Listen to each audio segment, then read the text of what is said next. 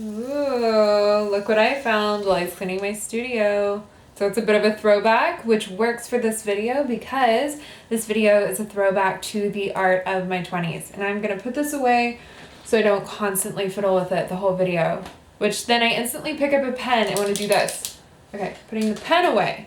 All right, so art of my 20s. I already have a video similar to this. It's the art I made in college, and I graduated college when I was 22, so I'm going to pick up with 2012 because that is what I have documented on my computer, which, here's a pro tip if you don't watch anything more of this video.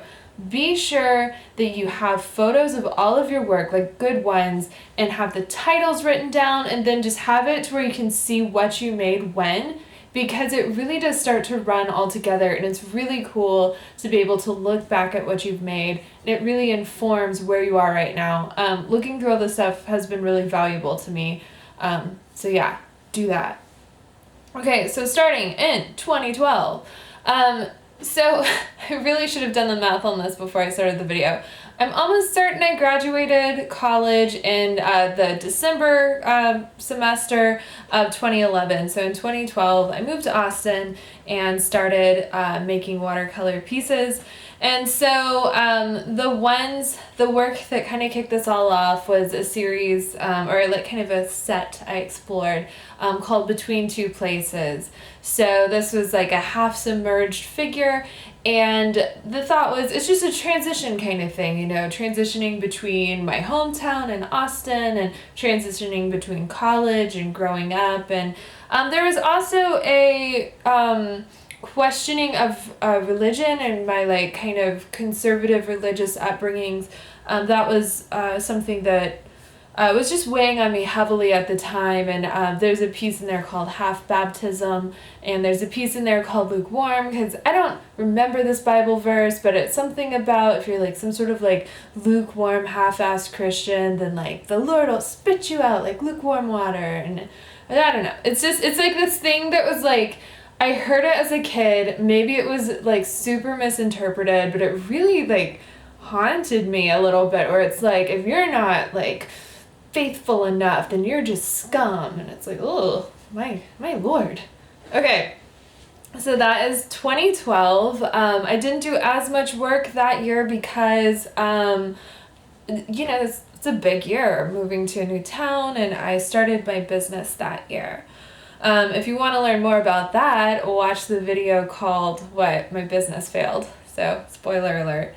Okay, 2013, I did what I call the Fractured series. So this is a bunch of portraits and figure work that have been kind of sliced apart and kind of like skewed a bit. And so this was a set of paintings that actually got to go in a really cool gallery here in town, and I'm really proud that I got that show. And yeah, I need to get my ass in gear and get another one somewhere cool. All right, so this one, I have to be careful to not blow off who I was in 2013. I think it's really easy, like, you know, people look back on themselves and be like, oh, it's so cringe or whatever, and it's like, but it's not. This is something that I earnestly felt at that time, and maybe now it feels a little immature, or it's something that I don't identify with anymore, but I think it's important to respect the person that I was back then. I'm saying that with me. I mean, you don't have to, but I think I should, because it was just earnest. And, you know, when you make art in earnestness, and remember that kind of, I guess, like struggle, I don't know. I just think it's important. And I think that sometimes that can be a challenge because we look back on our own stuff and we're our own worst critic. But this was called Fractured, and it just was a lot of anxiety and insecurity. It's this like thing of like feeling like in some way like damaged or broken or not good enough. I know there's a lot of anxiety about you know, my ambivalence towards having children, and I had a surgery that was on my like lady organs, and there's just a lot kind of going on there with just my, you know, own reproductive health and desires, and I don't know.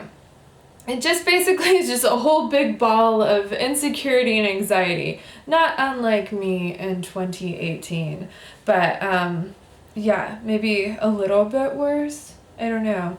In 2014, I think this is the best work that I've made, maybe up until this year.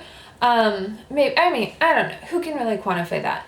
But I really like this work, and later, when I was trying to decide if I wanted to stick with oils or go back to watercolor, this body of work is what made me want to go back to watercolor, and I just really love the look of it. It's got that clean white background, it's got just a simple design, it's got that like field of color coming over the figure, and it's like a nice bold color, and that it looks good. It really inspires me when I see it all together on my website. It just looks cohesive and nice. And this is the body of work that I reference when I'm looking at what kind of look I want to make right now. Because it's like, I feel like I can paint better technically, but I feel like this design is some of the best that I've done. So I want to build upon that.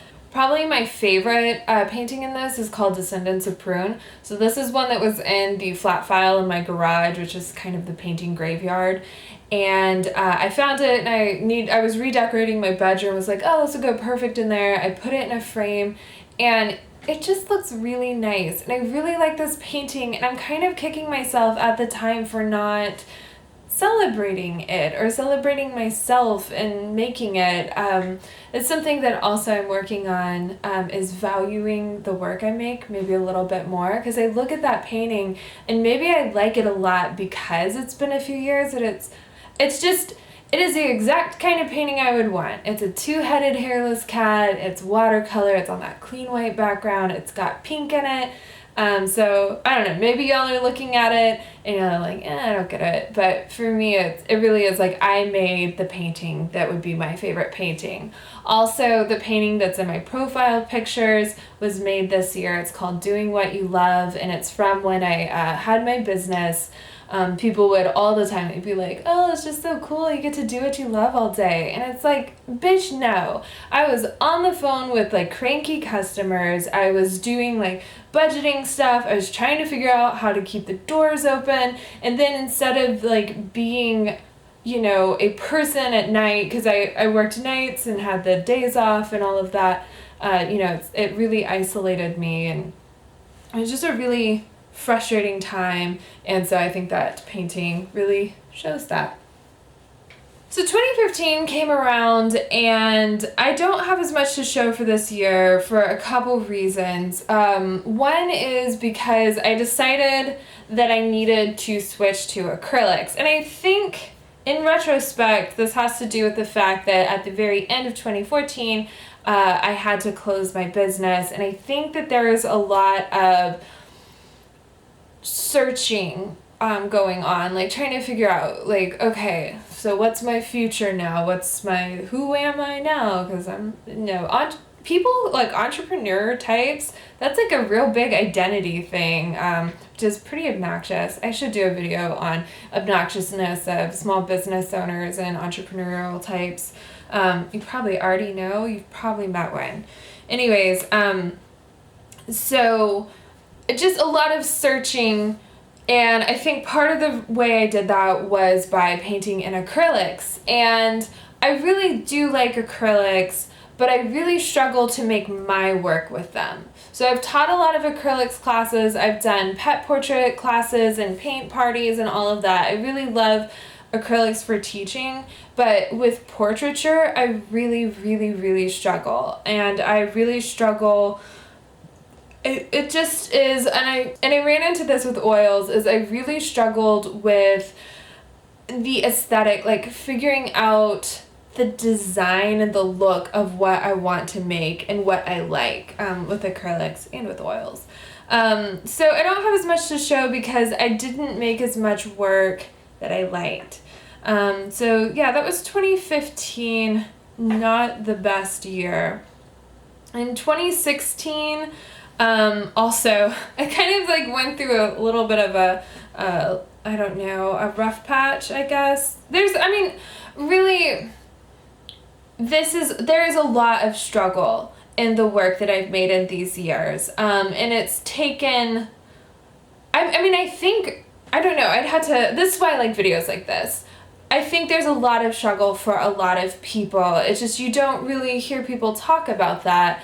And that's something that I'm hoping that I can get past, is start making work, not that's easy, but making work with less anxiety and frustration. Because I think that it's always going to be challenging, and there's always going to be bad days. But I feel like the amount of struggle and frustration that have gone into some of the years in this, probably starting in 2015, I really hope I can get past that. And actually, I do feel like I have a little bit. Anyway, so in 2016, I was starting to feel self-conscious about my lack of variety in models. So I was using myself a lot because I didn't want to involve anyone in my painting process. Like, I occasionally would ask my brother or sister if I could take their picture. But that just was something, and it's like, I'm not a photographer. Like, it's really frustrating that I even have to take pictures. I just want to paint. That's what I like to do. So I was really frustrated with that, so I decided to work with stock photography. So at this point I was using oils, which I really enjoyed working in oils. Actually still enjoy oils. I'll probably pull them out at some point because they're a lot of fun. But I was working with stock photos, and I just didn't feel as connected with the work. It's almost like the foundation of the work was someone else's photography, and it just like divorced me from the creation. Like, it just feels like creatively bankrupt. It doesn't feel like my work, and it's work that ultimately is just sitting in my garage if I hadn't thrown it away. There is one piece I really love out of this body of work, which is called Insider, and I just really love the way I painted it. And it's like, sometimes you just have these fluke paintings where you're like, oh my god, how did I do that? It looks so nice. The purple and the shadows and the orange and the skin tone, I think, looks really pretty. And again, we're getting that white background and that super simple design, which I enjoyed in the watercolors. So that piece did sell, and yeah, I'm glad, because I think that was the best piece of the bunch. So then after that, I decided it's like, well, maybe I'm just an artist who does a lot of self-portraiture. And there's a lot of artists who do have a lot of their work as self-portraits. And there's nothing wrong with self-portraiture and using yourself as a model, as long as you're okay with it. And I obviously wasn't. But anyways, I made all these self-portraits, and I just wasn't very happy with them.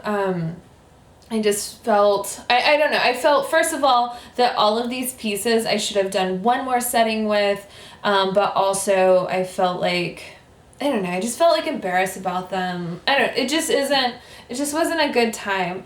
And I think a lot of what was happening that year is that I just really like to paint, and sometimes I just don't have a subject to paint, because if you are going to do portraiture, you have to, you should start with a photo of a model or whatever.